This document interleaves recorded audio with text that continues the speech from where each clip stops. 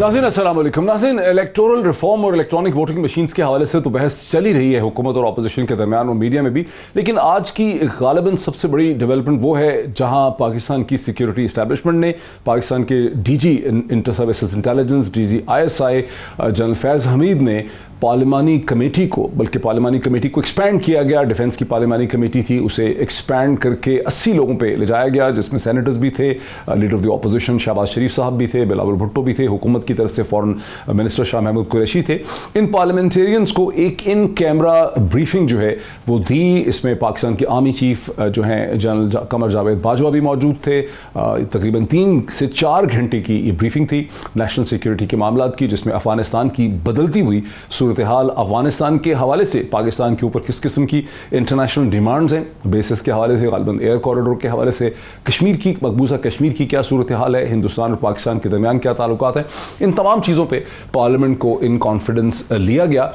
3 से, जैसे मैंने कहा, 3 से 4 घंटे की। और फिर जब शुरू की ब्रीफिंग के बाद क्वेश्चन आंसर का सेशन था, जिसमें पाकिस्तान के आर्मी चीफ जो हैं वो भी वहाँ पर मौजूद थे क्वेश्चंस को रिस्पॉन्ड करने के लिए। खासी अनयूजुअल एक इवेंट था, और गालिबन ये वही इवेंट है जिसके हवाले से अब से चंद घंटे पहले आज दोपहर को शेख रशीद जब मीडिया टॉक कर रहे थे, पाकिस्तान के वजीर दाखिला, तो उन्होंने कुछ इस तरह से हुकूमत और अपोजिशन के नए ताल्लुकात को डिफाइन किया। पाकिस्तान का मुस्तकबिल की सियासत मुल्क की सालमियत की सियासत होने जा रही है। पाकिस्तान की सियासत में एक बहुत बड़ा फ़र्क आने जा रहा है, और मैं समझता हूँ कि अपोजिशन और हुकूमत मिलकर एक नए राह पे चलने वाली है। 3 साल तक जो अपोजिशन हमें गिराने की बातें कर रही थी, ज़हनी तौर पर वो इत्तफाक कर चुकी है कि 2 साल इमरान खान के और हैं। खासी इंटरेस्टिंग ये स्टेटमेंट है। यहीं से हम डिस्कशन का आगाज़ करते हैं। मुझे ज्वाइन कर रहे हैं कराची से इस वक्त वीडियो लिंक के जरिए सेनेटर फैसल वाडा साहब, जो इससे पहले पाकिस्तान तहरीक इंसाफ के लीडर भी हैं सीनियर, लेकिन farmer federal minister for water resources भी रह चुके हैं, कोई और भी पोर्टफोलियो उनके पास रहे हैं। और साथ ही मुझे इस वक्त आप ज्वाइन कर रहे हैं पाकिस्तान पीपल्स पार्टी से नबील केबोल साहब, वो भी कराची से वीडियो लिंक के जरिए ज्वाइन कर रहे हैं। सेनेटर फैसल वाडा साहब, ये जो शेख रशीद साहब ने एज इंटीरियर मिनिस्टर स्टेटमेंट दी है, क्या आप इस सेंटिमेंट को शेयर कर रहे हैं?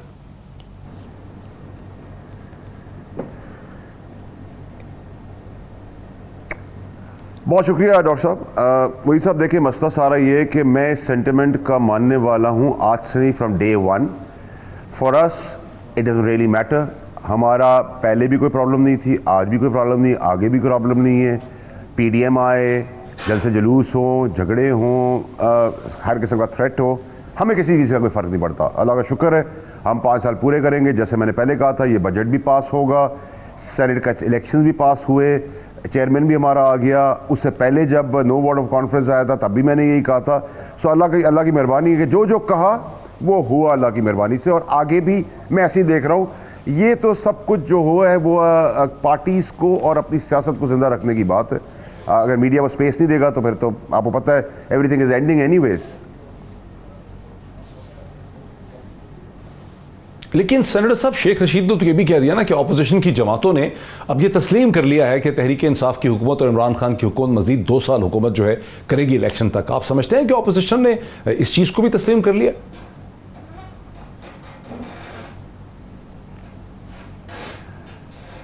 वही सब देखें, I don't see a reason. जिस मुश्किल हालात में पाकिस्तान हमें मिला, और जिस मुश्किल हालात में आज पाकिस्तान है, मेरा नहीं ख्याल कि इमरान खान साहब के अलावा कोई और चलाना भी चाहेगा और चला भी सकता हो।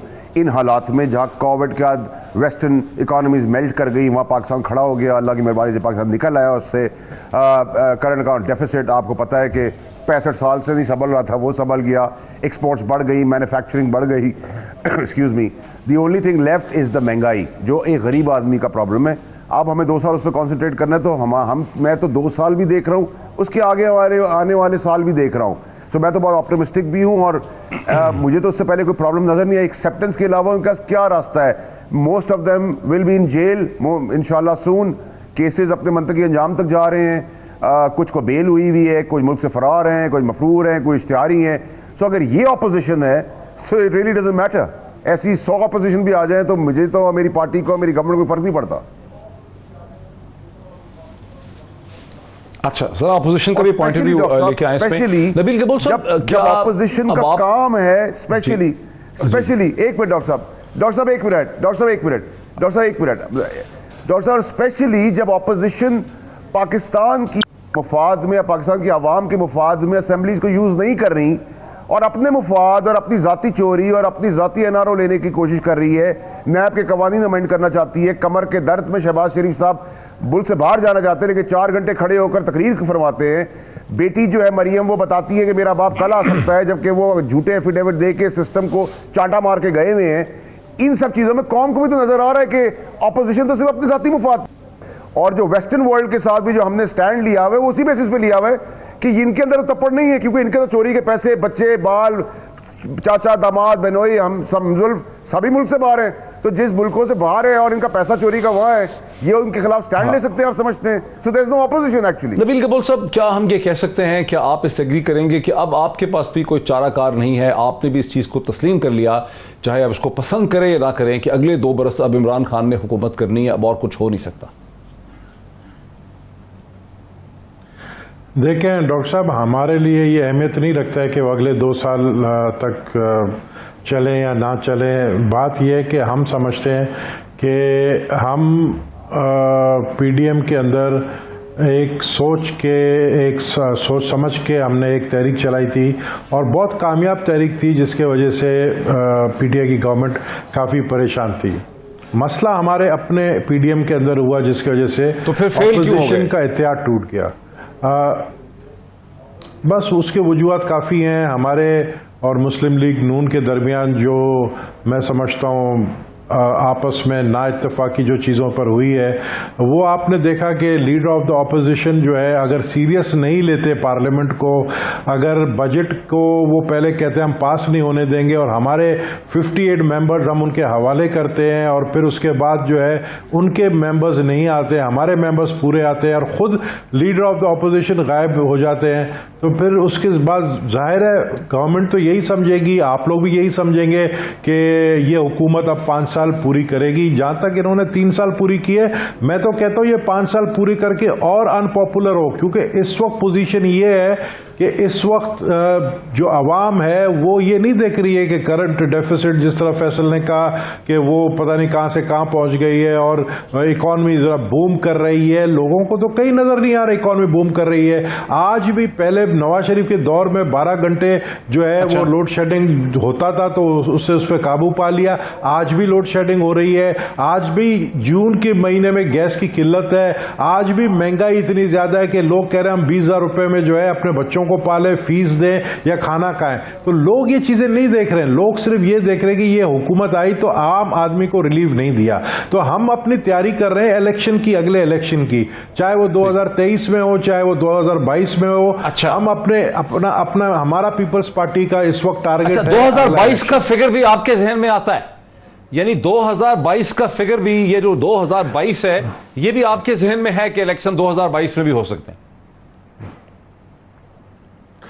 मैं समझता हूं कि देखें, मैं तो 2021 में जो सूरत हाल बन गई थी, स्पेशली फैसल भी इस बात को अग्री करे या ना करे, लेकिन ये भी जानते हैं कि जब सेनेट का इलेक्शन हारा हफीज शेख और यूसुफ रजा गिलानी जीते, तो इसका क्या मतलब था? मेजॉरिटी जो थी, जिन्होंने इमरान खान को वोट दिया एज प्राइम मिनिस्टर, उन्होंने यूसुफ रजा गिलानी को वोट दिया। तो उस रात को ही प्राइम मिनिस्टर इमरान खान ने एक मीटिंग बुलाई और उसने कहा मैं असेंबली डिसॉल्व करने जा रहा हूं, जिस पर उनके साथियों ने, उनके दोस्तों ने उसको मशवरा दिया आप असेंबली डिसॉल्व ना करें और वोट ऑफ कॉन्फिडेंस दोबारा लें। तो ये सूरत हाल पाकिस्तान की मैं समझता हूं कि हर 3 महीने में चेंज होती है।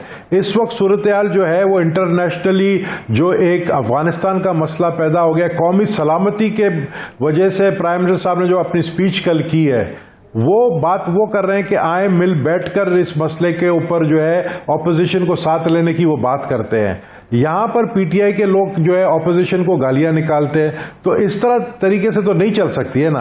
आप सीरियस तो हो, पहले तो आप अपना बताएं कि ये जो इलेक्ट्रॉनिक रिफॉर्म्स आप लेकर आ रहे हैं, उस रिफॉर्म्स के बारे में भी तो आप सीरियस होकर बात करें ना। उसके बारे में भी आप बात नहीं करते, आप टीवी में आकर कहते हैं।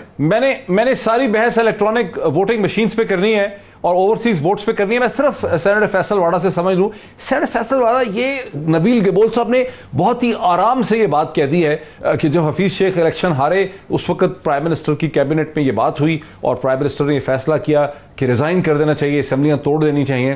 फिर उनको मशवरा दिया गया कि नहीं, आप वोटर कॉन्फ्रेंस ले ले। आप इस पे क्या रद्द-ए-अमल है, आपका क्या रिएक्शन है, क्या बताएंगे आप हमें इस पे?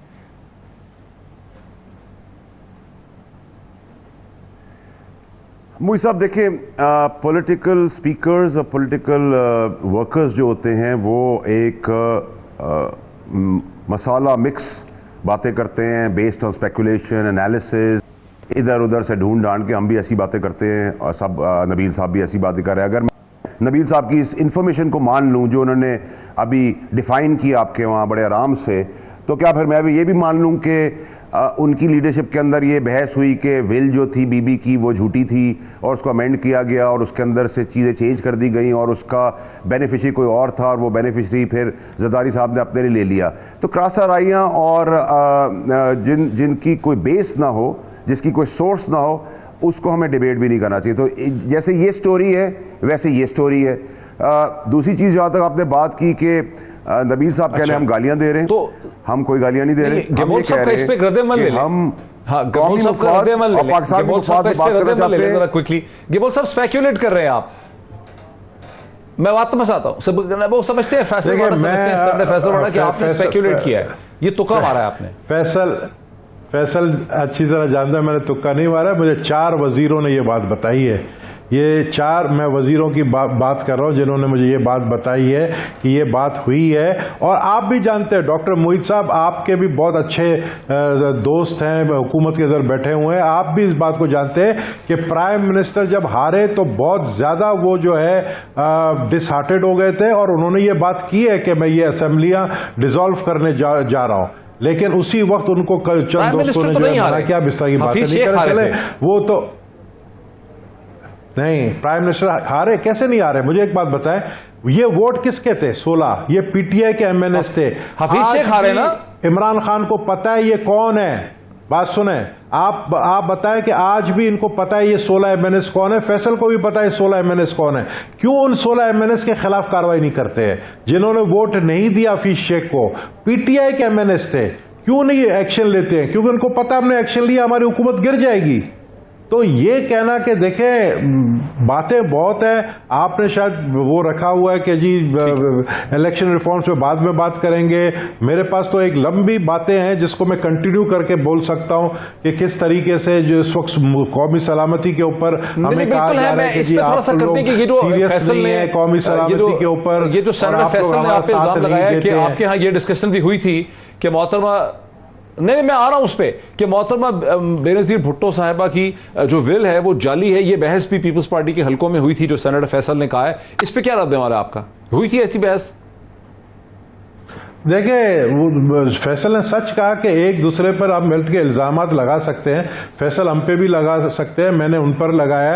ये पॉलिटिकल वर्कर्स का जो है, जिस तरह फैसल ने कहा ये उनका काम है करना। पीटीआई के हमारे जो इन्होंने जो टीम बनाई है ट्विटर में, वो आप देखें कितना माशाल्लाह स्ट्रांग है।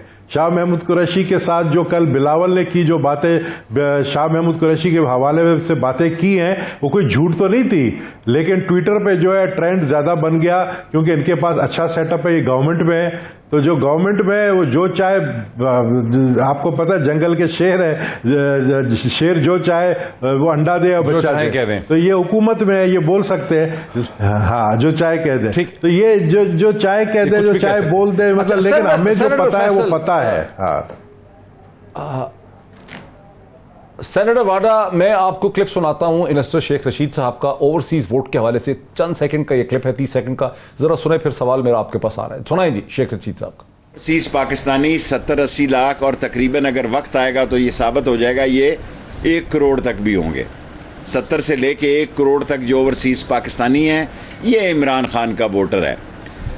ओवरसीज पाकिस्तानी जो है वो पाकिस्तानी के मुस्तकबिल के इलेक्शन में इंशाअल्लाह ताला इमरान खान के हक़ में पाकिस्तान की सियासत के अगले 5 साल भी इमरान खान के लिए कर देगा। और जो बात इमरान खान ने की है कि अगर आप मशीन आपको पसंद नहीं है तो बताएं क्या करना है, हम उस पर भी बात करने को तैयार हैं। ये बहुत बड़ी बात है। अच्छा नाज़रीन, अब मेरे पास चंद सेकंड है, ब्रेक से पहले मैं फैसल वाडा साहब के लिए क्वेश्चन फ्रेम कर देता हूं। और वो नाज़रीन, क्वेश्चन ये है कि गुज़श्ता कई दिन से हम देख रहे हैं कि पाकिस्तान तहरीक इंसाफ और प्राइम मिनिस्टर इमरान खान जो है उनकी रिलायंस बहुत ज़्यादा है ओवरसीज़ वोट पे। ऐसा लगता है कि तहरीक इंसाफ ने अपना एक स्टेटिस्टिकल मैथमेटिकल हिसाब किताब किया है कि ओवरसीज़ वोट जो है वो उनके जीतने के लिए बहुत ज़रूरी है, हर हल्के में आएगा। और शायद ये भी है दूसरी तरफ से कि ओवरसीज़ वोट के बगैर उनको लगता है कि पंजाब में जीत नहीं सकेंगे पूरे। और ये चीज़ है जिस पे फैसल वाडा साहब के लिए सवाल है, इस पे फैसल वाडा साहब का रद्द-ए-अमल लेते हैं, नबील कबूल साहब का भी रद्द-ए-अमल लेते हैं आफ्टर ब्रेक। नाज़रीन वेलकम बैक। नाज़रीन, मैं सेनेटर फैसल वाडा के लिए सवाल पहले ही छोड़ गया था, ब्रेक से पहले उसे दोहरा देता हूं कि सेनेटर फैसल वाडा ये जितना जोर दे रही है तहरीक इंसाफ और प्राइम मिनिस्टर की टीम ओवरसीज़ वोट्स पे, ज़ाहिर है कि वोट का क्या ओवरसीज़ वोट्स के हकूक़ का आपको ज़्यादा ख्याल है या आपके जहन में ये खदशा है कि उनके वोट के बगैर आप इलेक्शन नहीं जीत सकते?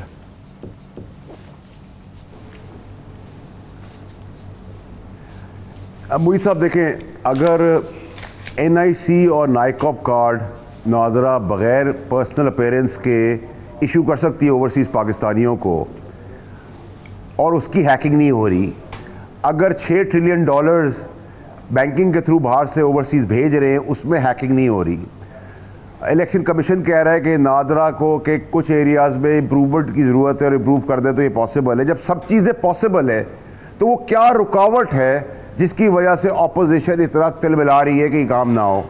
नंबर 1। नंबर 2 ये कि हम ये ठप्पा माफिया को हमेशा के लिए दफन करना चाहते हैं, चाहे उसमें हम जीतें या हम हारें। अगर हम उस किस्म की गवर्नमेंट होती तो कभी आपने अपने एक्सपीरियंस में, कभी तजुर्बे में देखा है कि गवर्नमेंट वक्त की गवर्नमेंट, करंट गवर्नमेंट हो और वो अपने इलेक्शन हार जाए? इसका मतलब हम अपनी इन्वॉल्वमेंट नहीं रखते, इसका मतलब हम जस्टिस कयूम की तरह कोर्ट्स नहीं चलाते, हम वो गवर्नमेंट भी नहीं है, हम सैफ और रहमान की तरह नैब भी नहीं चलाते, हम वो गवर्नमेंट नहीं है, हम पुलिस वालों को भी नहीं चलाते, क्योंकि हमारा लीडर इमरान खान ना करप्ट है ना क्रिमिनल है। हमारा लीडर वेस्ट से बात करता है आंख में आंख डाल के, एक सुपर पावर ना होते हुए और सुपर पावर से, इसलिए कि उसके स्केलेटन्स, उसकी कमजोरियां, उसकी चोरी की दौलत बाहर नहीं है, उसके बीवी बच्चे माल बना के समधी बहनोई दामाद इस मुल्क से नहीं निकल गए हैं, उसने कोई एफिडेविट झूठा नहीं दिया, वो मफरूरी नहीं है, उसके इश्तिहारी नहीं है, वो सुप्रीम कोर्ट से सादिक और अमीन आदमी है। सो जब आप इन सब चीजों को देखें तो क्या ओवरसीज पाकिस्तानी बातें सब सही होंगी, लेकिन आपने मेरे सवाल का जवाब नहीं दिया कि ओवरसीज वोट के बगैर आप जीत नहीं सकते। जब इकोनॉमी चलाने की बात आती है, ओवरसीज वोट के बगैर आप जीत नहीं सकते। नहीं देखें, आपको खदशा है कि ओवरसीज वोट मिलेगा तो आप जीतेंगे एक कन्विंसिंग तरीके से, देखें उसके बगैर मुश्किल होगा। मेरा जवाब ये हो, मोहित साहब, मेरा जवाब उस पर यह है कि देखिए, ओवरसीज पाकिस्तानी कम पाकिस्तानी नहीं है, ज़्यादा पाकिस्तानी। मैं उनको इसलिए कह सकता हूं कि जब भी मुश्किल वक्त आता है इकॉनमी का, दिहाइयों से वो सपोर्ट करते आए। नंबर 1, जब ओवरसीज पाकिस्तानी मुल्क से बाहर चला जाता है, क्योंकि इस मुल्क में तो एजुकेशन है नहीं, इस मुल्क में तो सोसाइटी के अंदर वो एक्सेप्टेंस नहीं है, हाई और लो की, अमीर और गरीब की, जस्टिस सिस्टम अमीर के लिए कुछ है, गरीब के लिए कुछ है। जब वो बाहर जाता है और वो मजदूरी भी अगर करता है बाहर, तो उसको इतना शऊर वो मुल्क दे देता है कि वो अच्छे और बुरे, झूठे और सच्चे और बेईमान और ईमानदार में तफरीक कर सकता है। वो तफरीक की वजह से हम कहते हैं कि उनको भी शामिल किया जाए, because they are part of us, they are part of this country. अब उसकी वजह से हमारी पॉपुलैरिटी, इमरान खान साहब की पॉपुलैरिटी बेस्ड ऑन ईमानदारी एंड विजनरी और जो भी उन्होंने सब कुछ किया है, उससे मिलते हैं तो लब्बैक जी बिस्मिल्लाह। हम तो कहेंगे हमें 10 की जगह 20 वोट पड़े, हम तो खुश होंगे, लेकिन वोटर होता है, नबील केवल साहब, वोटर जो है उसके पास शऊर आ जाता है। नबील केवल साहब, जहां तहरीके इंसाफ को ये उम्मीद है कि ओवरसीज वोटर शऊर रखता है, उसका एक वर्ल्ड व्यू है, वो उन्हें वोट डालेगा, वहां PMLN और PPP को धड़का लगा हुआ है कि वही शऊरी वोटर जो है वो आपको वोट नहीं डालेगा। आप उनके खाने खा लेते हैं, उनसे उनकी तमाम चीज़ें इस्तेमाल करते हैं, बरतानिया वगैरह जाके पूरा एक्सप्लॉइट किया जमातों ने, लेकिन आप उनको वोट का हक नहीं देना चाहते बिकॉज आप डरे कि उनका जो वर्ल्ड व्यू है वो आपके इलेक्शन के लिए खतरनाक है। देखिए, इमरान खान साहब को ये वाजे कर देना चाहिए कि ओवरसीज़ पाकिस्तानी ज़ाहिर है PTI के सपोर्टर्स हैं। इमरान खान साहब को ये भी वाजे कर देना चाहिए कि उनको जो डोनेशन मिलता है ओवरसीज पाकिस्तानियों से वो मिलियंस बिलियंस में होता है, ज़ाहिर है वो उनके सपोर्टर है। अब ये तो तय है कि ये ओवरसीज पाकिस्तानी पीटीआई के सपोर्टर्स आप उनके खिलाफ हैं या रह चुके हैं, ये मैं नहीं कहूँगा। मैं आपको बता रहा हूँ ना, आपने जिस तामुल से पाकिस्तानी को और कौन थोड़ा है, मुझे भी सुने, नीले पीले रंग के हैं। ओवरसीज पाकिस्तानी को फिर आप इलेक्शन कॉन्टेस्ट करने का भी हक देना। आप सिर्फ वोट उनसे ले रहे हैं, उनसे फायदा उठा रहे हैं, उनसे पैसे भी ले रहे हैं, आप डोनेशन भी ले रहे हैं, फिर आप उनको इलेक्शन फाइट करने का भी हक दें। हम तो समझते हैं कि आप सिर्फ अपना इलेक्शन बचाने के लिए, चले मान लेते हैं क्या 90 लाख जो वोटर्स हैं आप उनको वोट दिलाने के हक में हैं, 90 लाख आपको वोट डिफरेंट हल्के में मिलेंगे। मैं समझता हूँ कराची में तो ओवरसीज पाकिस्तानी बहुत कम है, और फिर आप उनको कंपेयर कर रहे हैं उस 15-18 करोड़ लोगों से जो गुर्बत की लकीर से नीचे है, 22 करोड़ अवाम की जो पॉपुलेशन है पाकिस्तान में, आप उनको कंपेयर कर रहे हैं। देखें वो बाहर रहते हैं, वो सब जबरदस्त मुल्कों में रह रहे हैं, बहुत अच्छे खा रहे हैं, पी रहे हैं, अच्छी जिंदगी गुजार रहे हैं, अच्छी गाड़ियों में बैठे हैं, उनके बच्चों को फीस का मसला नहीं है, उनको कोई बिजली का मसला नहीं है, उनको गैस का मसला नहीं, वो सब खुशहाली की जिंदगी गुजार रहे हैं। यहां पर तो तबाह बर्बाद जो है वो गरीब लोग हैं, जो अपने बच्चों को स्कूल नहीं भेज सकते हैं, जो फीस नहीं दे सकते हैं, जो बिजली मुझे बताएं यहाँ पे कराची में लोड शेडिंग शुरू हो गई कि गैस की, ये चीजों के आप कंपेयर कर रहे हैं उनके साथ। तो हम एतराज नहीं कर रहे हैं, हमारा डिमांड ये है कि फिर उनको इलेक्शन कॉन्टेस्ट भी करने दिया जाए। नहीं आपने बड़ा अच्छा बोला, आप बड़ा अच्छा आप एक्सप्लेन कर रहे हैं, लेकिन जो मुझे समझ आई है कि आपने ये बात मान ली है कि ओवरसीज वोटर्स में पीटीआई का वजन ज्यादा है आपके मुकाबले में, क्योंकि आपको जाती तौर पे फर्क नहीं पड़ता, आप तो कराची से, वहां इतना फर्क नहीं पड़ता, पंजाब में पड़ता है फर्क। हमें पता है ओवरसीज पाकिस्तानी जो है वो कराची के तो बहुत कम है। मेरे अगर हल्के में अगर मैं देखूं लियारी में तो शायद मुश्किल से ओवरसीज पाकिस्तानी 1000 होंगे। मुझे इससे फर्क नहीं पड़ेगा, मेरा वोट बैंक ज्यादा है। फर्क पड़ेगा पंजाब में, असल में जो भी इलेक्शन होता है वो पंजाब में इलेक्शन होता है। पंजाब इस पाकिस्तान, पंजाब में जो जीतता है वो पाकिस्तान में हुकूमत बनाता है, पंजाब में जो मेजॉरिटी उठाता है वो प्राइम मिनिस्टर बनता है। तो जाहिर है इनको जो है उनको ज्यादातर जो है अपने वोट बैंक बढ़ाने के लिए ये सारी प्लानिंग कर रहे हैं। इस तरीके से इलेक्ट्रल रिफॉर्म्स पे अगर आप आना चाहते हैं तो वो भी मैं बताऊं कि हम ये मशीन जो है ईवीएम मशीन के खिलाफ क्यों है। अगर आप मुझे इजाजत दें तो मैं उस पर कंटिन्यू करूं, अगर आप पहले आप आ रहे हैं उस पर तो मैं अभी आ रहा हूं उसके ऊपर, मैं जरा मैं बिल्कुल उसी पे मैं उसी पे आ रहा हूं। सेनेटर वाडा, मैं आपको बिलावल जरदारी भुट्टो से एक कमेंट सुनाता हूं जो उन्होंने इलेक्टोरल रिफॉर्म के हवाले से अपने खदशे का इजहार किया था, उससे सुन ले फिर बात को आगे बढ़ाते हैं। हम इलेक्शन कमीशन को ताकतवर बनाएंगे, हम चाहते हैं कि हम इलेक्शन कमीशन को ताकतवर बनाएंगे, लेकिन अगर आपने इलेक्शंस में इस किस्म के रिफॉर्म लेकर आना है तो it has to be by consensus and we have to, अब जितना भी हम रिफॉर्म्स लेकर आए, जब तक हम इस्टेब्लिशमेंट को इलेक्शन के प्रोसेस से बिल्कुल अलग नहीं कर सकते हैं, तब तक हमारा कामयाबी, हमारा इलेक्टोरल रिफॉर्म्स का फ़ायदा इतना कामयाब नहीं हो सकता। हम आपके जो धांधली की कोशिशें हैं उनको कभी कामयाब नहीं होने देंगे। फैसल वाडा साहब, बिलावल भुट्टो को शक है कि इलेक्टोरल रिफॉर्म्स भी आपका एक टूल है धांधली करने के लिए।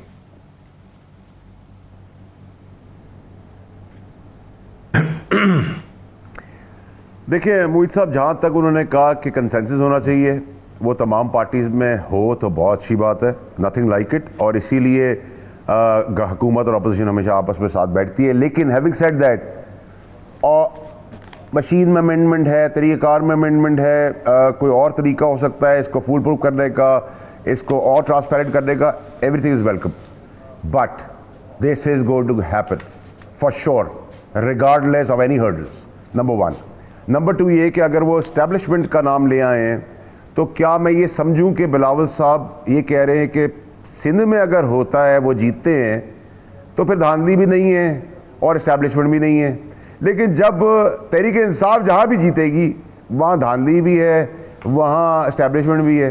ये कैसे हो सकता है? या तो अक्रॉस द बोर्ड धांधली हुई है या अक्रॉस द बोर्ड धांधली नहीं हुई। अगर धांधली हुई है उसके प्रूफ दें, इस्टेब्लिशमेंट को लाते हैं आप बीच में, उसका प्रूफ दे दें। हाँ, मैं डॉक्टर साहब एक चीज बताऊं, बार-बार आप लोग 2018 के इलेक्शन में आपकी अक्सरियत में इजाफा हुआ, आप तो बढ़े हैं, अक्सरियत में इजाफा हुआ, आपके कद में इजाफा हुआ, ज्यादा वोट लिया आपने, तो वहां एस्टेब्लिशमेंट ने आपका वोट क्यों नहीं रोका? अगर बाकी सारी जगह पे रोक रहे हैं? मोहित पीरजादा साहब, एस्टैब्लिशमेंट में ब्यूरोक्रेसी भी है, एस्टैब्लिशमेंट में इंटरनेशनल पावर्स भी है। ये भी मैं आपको बताऊं कि पाकिस्तान की इलेक्शन को असरअंदाज जो है वो इंटरनेशनल कम्युनिटी भी करती है, वो भी करती है। तो मैं समझता हूं कि देखें ये इलेक्ट्रॉनिक रिफॉर्म्स जो लेकर आ रहे हैं, कंसेंसस करें, आप बुलाएं, आप पार्टी को बुलाएं और पार्टी को पहले तो आप ईवीएम मशीन दिखाएं। हमने आपको कहा था ये ईवीएम मशीन 2014 में तैयार हुआ है, आपने कहा नहीं जी हम नया ईवीएम मशीन बना रहे हैं। चौधरी फवाद ने कहा जब नया ईवीएम मशीन बनाया, हमने जाकर देखा तो ये वही 2014 वाली ईवीएम मशीन थी। तो हम कह रहे हैं कि यार ये ईवीएम मशीन जो है ये तो ज्यादा, आप लोग कल को रोएंगे, पीटीआई वाले रोएंगे जब हारेंगे ये इलेक्शन, ये कहेंगे कि जी ये ईवीएम मशीन जो है खराब, फैसल का ले इस पे जवाब। जो है धांधली हुई है। फैसल, आप ये फ्रॉड कर रहे हैं इनके साथ, 2014 की इनको दिखा रहे हैं 7 साल के बाद ईवीएम मशीन।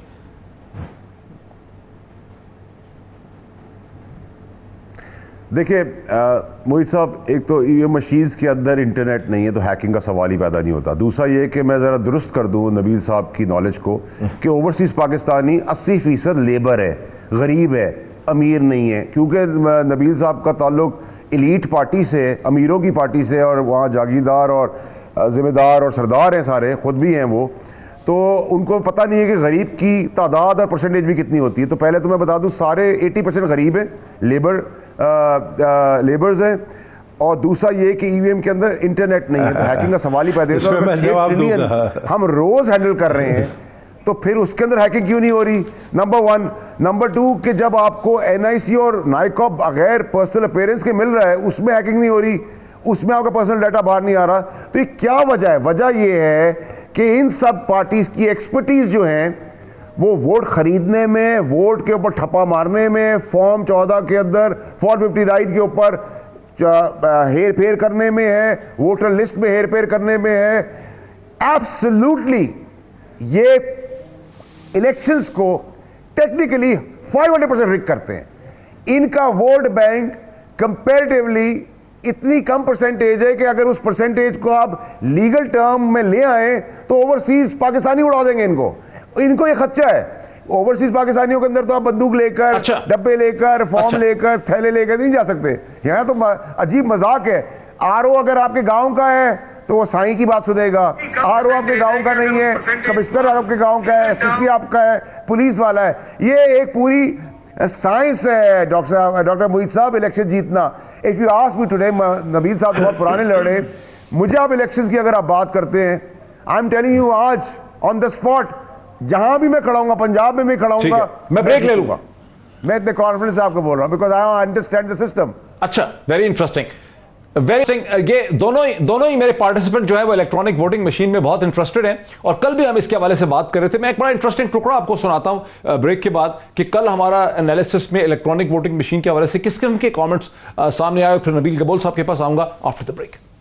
नाज़रीन, वेलकम बैक। नबील गबोल साहब और सेनेटर वाडा मेरे साथ हैं। और नबील गबोल साहब, मैं आपकी तरफ आता हूं। कल भी हम इलेक्ट्रॉनिक वोटिंग मशीन्स के हवाले से डिस्कशन कर रहे थे और आरिफ हमीद भट्टी साहब जो मेरे साथ थे, उन्होंने इलेक्ट्रॉनिक वोटिंग मशीन्स का एनालिसिस जो है पाकिस्तान की पॉलिटिक्स पे वो कुछ इस तरह से प्रेजेंट किया।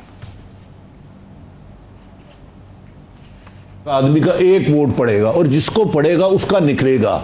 बैरूनी ताकतों की इंटरफेरेंस खासी हद तक कम हो जाएगी। पीपल पार्टी और नून लीग इलेक्ट्रॉनिक रिफॉर्म्स नहीं होने देगी, उनकी मौत है। जो घर से इलेक्शन से पहले 20-25 हज़ार वोट लेके लोग निकलते हैं, उनका तो पहले दिन ही माइनस हो गया। जब एक वोट थंब प्रेशर से एक वोट एक बंदे को पड़ेगा, 4 नहीं पड़ेंगे, ये नहीं होने देंगे रिफॉर्म। ये इमरान खान है सब। और मैं इमरान खान को इस बात की भी काबिल तस्लीम और तारीफ करता हूं कि आज उन्होंने अपोजिशन को कहा, भाई अगर आप कह रहे हैं इलेक्ट्रॉनिक वोटिंग में थोड़ी सी गड़बड़ है, आप अपनी तजावीज ले आए, अपने आईटी के एक्सपर्ट ले आए, इसको शफाफ बनाएं। मैं चैलेंज करता हूं अगर इलेक्ट्रॉनिक रिफॉर्म्स हो गई, बैरूनी इंटरफेरेंस भी बंद हो जाएगी, ये लगड़ बगड़ जो ऊपर से मुसल्लत होते हैं ये भी कम हो जाएगा, वादिया फर्क आएगा। नबील गबोल साहब, देखिए, आरिफ हमीद भट्टी को शायद ये पता नहीं है कि एल गोर इलेक्शन किस तरह आ रहे हैं। आरिफ हमीद भट्टी को ये भी नहीं पता है कि किस तरीके से जो है हिलरी क्लिंटन इलेक्शन हारी है, किस तरह रशिया ने आज तक वहाँ पर जो है सेनेट कमेटी में ये मैटर चल रहा है कि हिलरी क्लिंटन हारी और ट्रंप किस तरह जीता। बात ये भाई ईवीएम मशीन को आप क्या समझते, छोटे छोटे बच्चे जो है, आप कहते हो ना इंटरनेट पर नहीं है, हैक नहीं हो सकता है, बहुत सारे तरीके कंप्यूटर को है। आप वो मशीन क्यों लाके दिखाना हमें चाहते हैं जो आपने बनाई है? मशीन भी हम बनाएंगे, यानी रेफरी भी हम होंगे, बॉलर भी हमारा होगा और बैट्समैन भी हमारा होगा, ये तो कभी नहीं चलेगा ना। आपको अगर एक मशीन लेकर आना है तो फिर आप हमें अपने साथ ऑन बोर्ड लें, ऑपोजिशन को आप बताएं, आए मशीन दिखाएं तो सही पहले हमें। हम मशीन तो ये नहीं दे रहे आपको कि ये मशीन जो है नहीं दिखा रहे आपको, हमको वो दिखा नहीं रहे, हमको नहीं दिखा रहे। कहाँ है मशीन, मुझे बताया। फैसल वाड़ा साहब, आप लोग ज़बानी तो कह रहे हैं, कल भी मुझे मिले थे, ऐसे कहते हैं इंफॉर्मेशन मिनिस्टर। हाँ, फवाद चौधरी साहब रोज कहते हैं कि दिखाएंगे, दिखाते क्यों नहीं आप इनको मशीन? और साहब देखिए, छुपा के क्यों रखी हुई है? भट्टी साहब देखिए मुईद साहब, आरिफ हमीद भट्टी साहब जो है ना, बड़े ब्लंट, बड़े सच्चे, बड़े ईमानदार व बड़े सीजन्ड एनालिस्ट भी है और एंकर भी हैं, और उन्होंने हमसे ज़्यादा ज़िंदगी देखी है, हमसे ज़्यादा इलेक्शंस देखे हैं, हमसे ज़्यादा लीडर्स को वो जानते हैं ज़ाती तौर पर। तो मैं उनके तजज़िये से तो 100% मुत्तफिक हूँ, नंबर 1। नंबर 2 ये कि हम बिल्कुल दिखाएंगे, ज़ोर से दिखाएंगे, सामने ला के दिखाएंगे। जब आपके खिलाफ तजिया करते हैं फिर उनको माफ कर दिया दिखाएंगे, डोंट वरी। लेकिन आप देखने वाले तो बने नहीं। मैंने कभी आरिफ हमीद भट्टी साहब, डॉक्टर मोहित पीरजादा साहब, या जितने भी ईमानदार आदमी, नॉन बायस जितने भी लोग हैं, ठीक है, लेकिन हम जरूर आपको बगैर दिखाए हम नहीं लाएंगे, लेकिन आप तजावीज दें, अमेंडमेंट्स करें। लेकिन ये मैं आपको खबर दे रहा हूं मोहित साहब, ये माने या ना माने, ये ओवरसीज पाकिस्तानियों का इलेक्शंस का इशू पीटीआई की गवर्नमेंट में हर हालत में रिजॉल्व होगा, चाहे कंसेंसस से हो, चाहे वन साइडेड हो, चाहे अमेंडमेंट से हो, चाहे किसी और तरीके से हो। ये इलेक्शन होगा जरूर, माने ना माने। बहुत डिस्कशन थी लेकिन वक्त मेरा खत्म हो गया। बहुत इंटरेस्टिंग डिस्कशन थी, वक्त मेरा खत्म हो गया। इलेक्ट्रॉनिक वोटिंग मशीन एक बहुत बड़ा इशू इमर्ज करेगा पाकिस्तान की पॉलिटिक्स में। वक्त हमारा खत्म हुआ, फिर आपसे मुलाकात होती है। बहुत शुक्रिया।